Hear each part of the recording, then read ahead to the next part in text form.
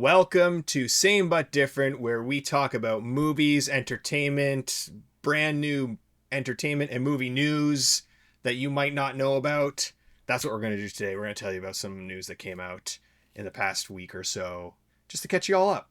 I'm Derek. This is Brody. It's not going to be like huge paradigm shifting news, but it's just some cool entertainment stuff that we should talk about, I think.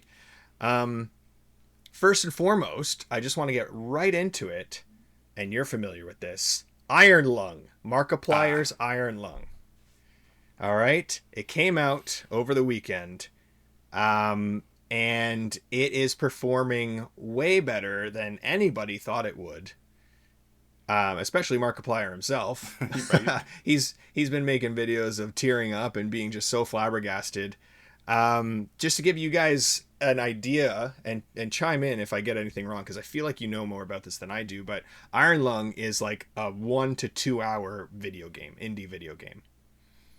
And Markiplier, one of the biggest names, if not the biggest names on YouTube and gaming right now, or like in the past 10 years, he decided to pool his money together through his own money, through investors, just independently. He raised $3 million and he made that 2 hour video game into a 2 hour movie. And for $3 million, it has made back, I think, over $22 million now just over the weekend. Yeah.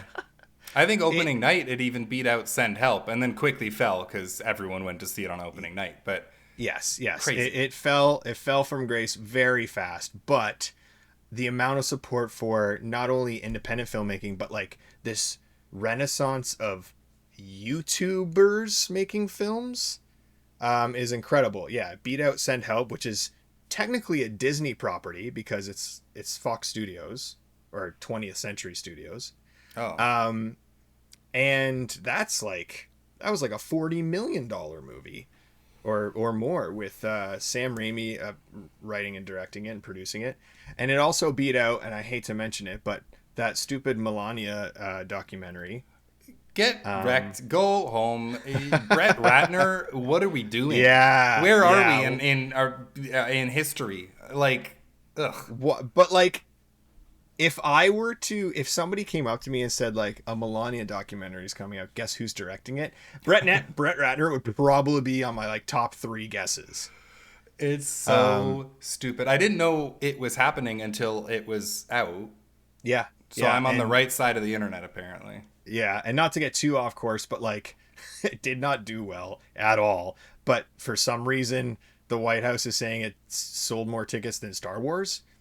They probably bought out certain theaters across the country, and maybe, I don't know. It's currently the lowest rated movie on IMDb ever. Yeah, but it has the biggest gap in Rotten Tomatoes ever, with like really shitty critic score, obviously, but like a stupidly high audience score. Anyway, that's other news that I really don't want to dwell on. Markiplier, Iron Lung, I do want to see it. It apparently has its faults, but is also pretty good in some regard as well. I just love this independent filmmaking. I think right now, especially with Hollywood the way it is, us independent filmmakers just need to rise up and make films. And this seems like an impossible situation, like self-funded, no distribution, nothing. His YouTube fans called into theaters and said, you need to be showing this movie. And theaters listened. Yeah. That's how much of an audience he had. There was virtually zero marketing for this film. And it made back 7 times what it was made for. So awesome. It's pretty insane. If anyone out there has a lot of money and wants to fund us, we will make a Conker's Bad Fur Day movie. Live action, though. No CGI. Yeah. No, we're going to get a real squirrel. I was going to say I'll put you in a furry suit or something. That would be funny as fuck. Anyway, moving on from Markiplier, Iron Lung. Let's go see it. Everybody go see it. It's awesome to support independent cinema. Yep. Devil Wears Prada 2. It's been teased. It's got posters, and the other day they dropped a trailer.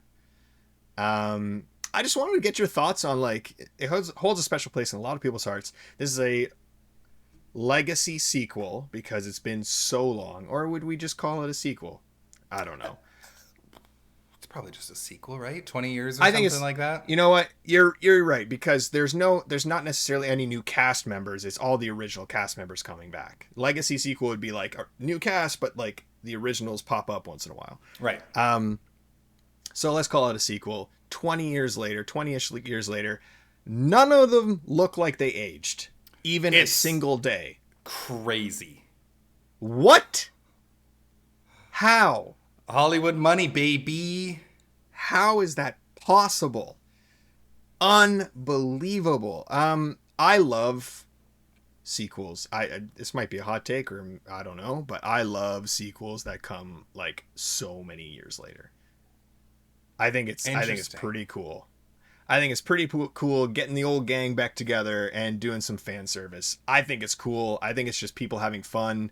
Whether or not there's a story to tell, I think there always is, because when a movie ends, unless they die in the movie, those characters' lives live on in fiction land. So why not? Why not? Still waiting on a Wayne's World 3. That would be awesome. And I'm stoked for that fourth Mummy movie whenever it comes. Oh my God, don't get me digressing right now. Oh, apparently there's rumor that the actor for Benny is coming back somehow. Is he gonna be a mummy? Listen, we didn't see a body. That's all I'm saying. You're right. I don't know how you survived that, but you're right. You never know. And then the third thing I wanted to touch upon today is that the Super Bowl is this weekend, and Super Bowl for entertainment is always a fun time because you can always anticipate huge trailers dropping during the Super Bowl, and sometimes for the first time you're seeing it, or sometimes it's like the second trailer to some big movie coming out. Either way, it's a pretty big deal because I think studios have to pay like $10 million to have 30 seconds of a trailer. Yeah. Which I think is nuts. Buck wild. That's why you only ever see the AAA list, top of the tier sort of stuff, right? Yeah, that's very true. I think we're getting another Mario Galaxy movie. We're getting another Scream 7 movie. We're not getting an Avengers Doomsday movie. You mean to say trailer every time you're saying movie? Trailer. My God. We're not getting an Avengers Doomsday trailer, which a lot of people thought we were.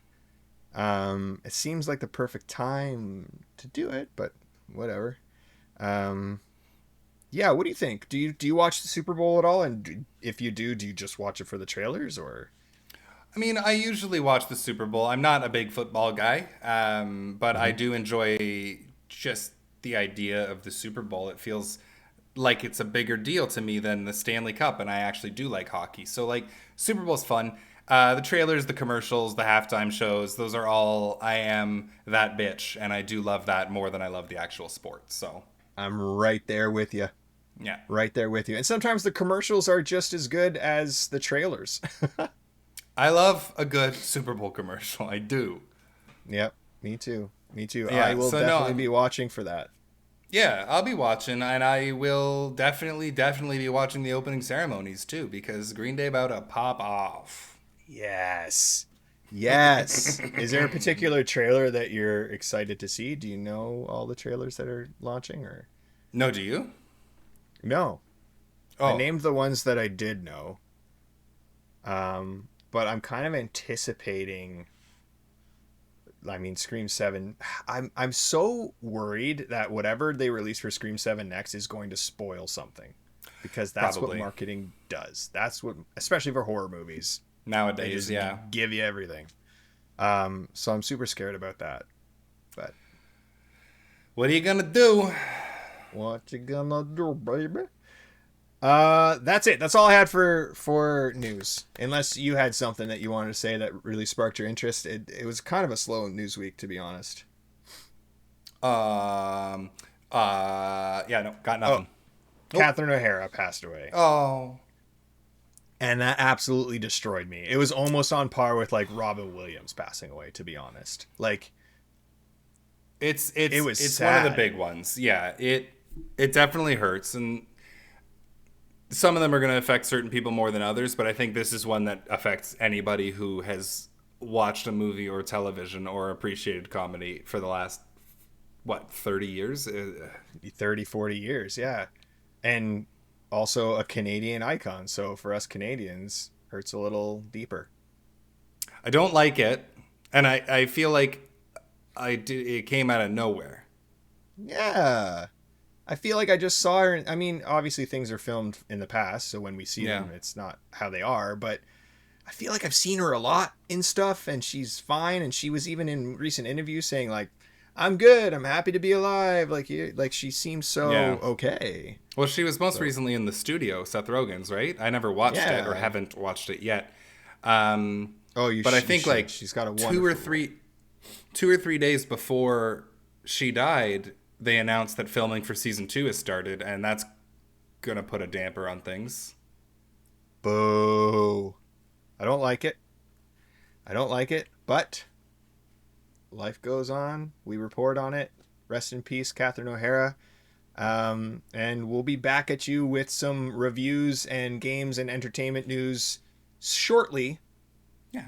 Until then, thanks for hanging out, bro. Thank you everybody out there for hanging out, and keep watching movies. We love to end on a positive note.